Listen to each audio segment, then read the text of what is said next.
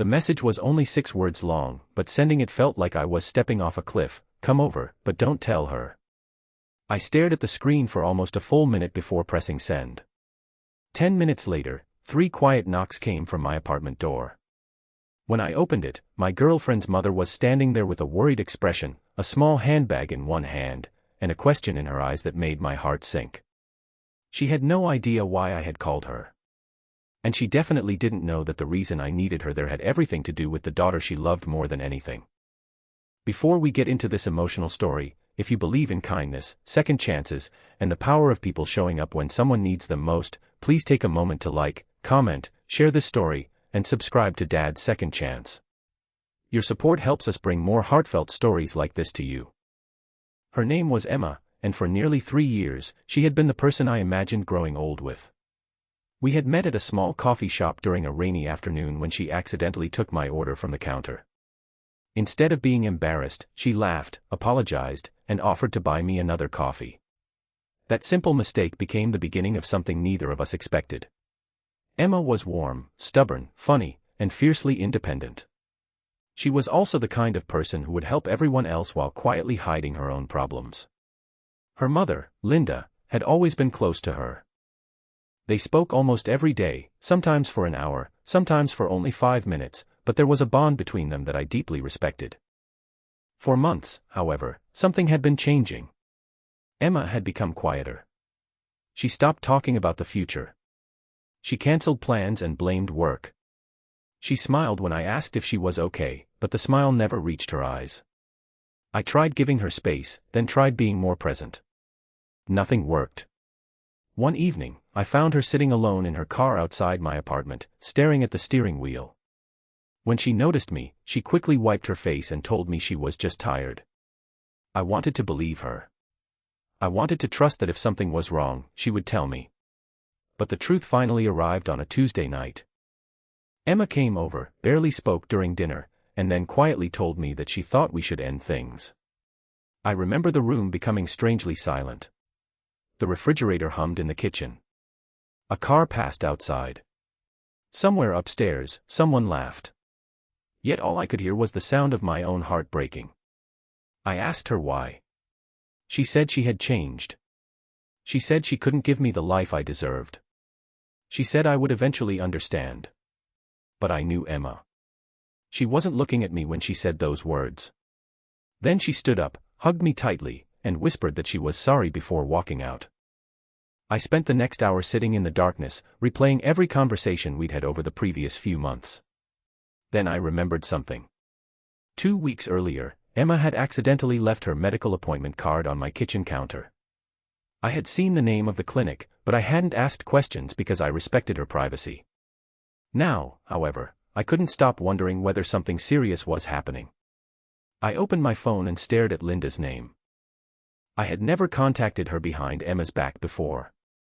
She had always treated me like family, and I knew she trusted me. But I also knew that if Emma was facing something alone, her mother deserved to know. My fingers trembled as I typed the message. Come over, but don't tell her. I didn't explain anything else. 10 minutes later, Linda knocked. When I opened the door, she immediately knew something was wrong. She stepped inside, looked at my face, and asked where Emma was. I told her that Emma had just left and that I was afraid she was hiding something from both of us. Linda sat down slowly. For several seconds, she said nothing. Then she pulled an envelope from her handbag. She had been carrying it for weeks. Inside was a copy of a hospital appointment and several documents. Linda's hands began to shake as she explained that Emma had recently been diagnosed with a serious heart condition. The doctors had told her that treatment could help, but the road ahead would be difficult. Emma had decided not to tell me because she was convinced I would stay out of pity. I couldn't speak. Suddenly, every strange moment made sense. The cancelled dates. The tired eyes. The silence about our future. She hadn't stopped loving me. She had been trying to protect me. Linda told me Emma had even said that she couldn't stand the thought of watching me sacrifice my dreams for someone who might not be able to give me a normal life. Her mother had tried to convince her that love wasn't a contract where people only stayed when everything was easy, but Emma had been too afraid to listen. I looked down at the documents and felt tears running down my face. I wasn't angry that she had hidden the truth. I was heartbroken that she had believed my love was something she needed to protect me from. Linda and I spent the next hour talking about Emma. She told me about the nights Emma cried in her childhood bedroom, the fears she had never shared with me, and the way she had convinced herself that leaving me was an act of love. Then I realized something. If Emma wanted to walk away, I couldn't force her to stay. But I could make sure she never believed she was alone. The next morning, I went to the hospital where Emma had an appointment. I didn't call her first. I didn't want to give her time to run away again. I waited outside the consultation area until she finally saw me. The expression on her face broke my heart. She looked frightened. I walked toward her slowly and told her that I knew. Her eyes immediately filled with tears. She asked who had told me. When I said her mother, she closed her eyes and whispered that she was sorry. I told her she didn't need to apologize for being scared. Then I told her something I wish every person struggling with fear could hear: she didn't have to decide my future for me. If I chose to stay, that would be my choice.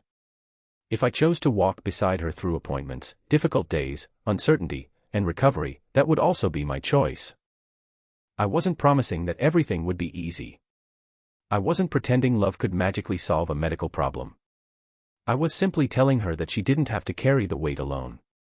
Emma finally broke down. She cried against my shoulder in the middle of that quiet hospital hallway, and for the first time in months, she stopped pretending to be strong. Linda eventually joined us. The three of us sat together that morning, not knowing exactly what the future would bring. But for the first time, we weren't facing it separately. Months passed. Treatment was difficult. There were good days and terrible days. There were moments when Emma wanted to give up, moments when I felt helpless, and moments when Linda reminded both of us that courage didn't mean never being afraid. It meant continuing despite the fear. Slowly, Emma began getting stronger.